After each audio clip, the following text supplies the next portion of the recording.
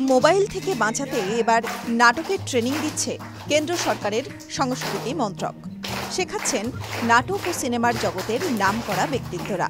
তার মধ্যে আছেন গৌতম হালদার, অঞ্জন দত্ত। কেন্দ্রে নতুন সরকার আসছে, কিন্তু ততদিনে গ্রীষ্মের ছুটি শেষ। দেরি করতে চাননি পূর্বাঞ্চল সংস্কৃতি কেন্দ্রের ডিরেক্টর কবি সাহিত্যিক। 2030 সারা বিশ্বের একটি কালচারাল হাব সাংস্কৃতিক কেন্দ্রে পরিণত হবে।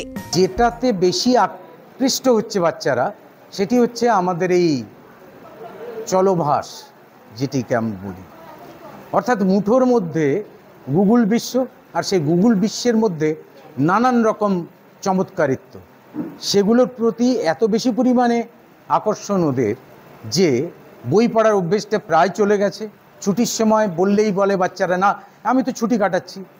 তার চেয়ে যদি আমরা তাদেরকে প্রয়োগ মাধ্যমে যে সমস্ত শিল্পগুলো আছে এই ধরনের কর্মশালা করে তাদেরকে এদিকে ইনভলভ করিয়ে রাখতে পারি, আমার মনে হয় তাদের বিকাশ অনেক বেশি হবে। উৎসাহ দেখা গেল। প্রাইমারি স্কুল থেকে কলেজ পর্যন্ত অনেক ছাত্রছাত্রীরা নাটক করছে।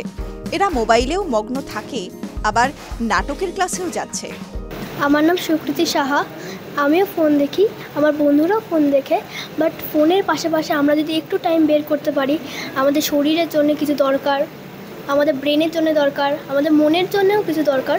ওর জন্য আমরা বলছি যে তোমরা নাটক করো। নাটক ছাড়া ড্রয়িং আছে, সুইমিং আছে, সুইমিং তো শরীরের জন্য অনেক ভালো। তারপর আরও ডান্স আছে, থিয়েটার আছে, তো থিয়েটার তো খুবই ভালো। তাই আমিও বলছি যে সারাক্ষণ ফোনটা না দেখে নিজেদের বডিটাও দেখো, যে আমাদের দরকার কি কি আছে। কারণ ক্যালসিয়াম, ভিটামিন, আমাদের অনেক কিছু দরকার থাকে। তোমাদের মন কি চাইছে সেটা আগে দেখো, সবসময় ফোনটা নিয়ে পড়ে থেকো না।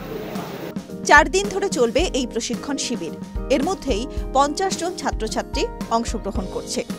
প্রীতমদের রিপোর্ট, TV9 বাংলা ডিজিটাল।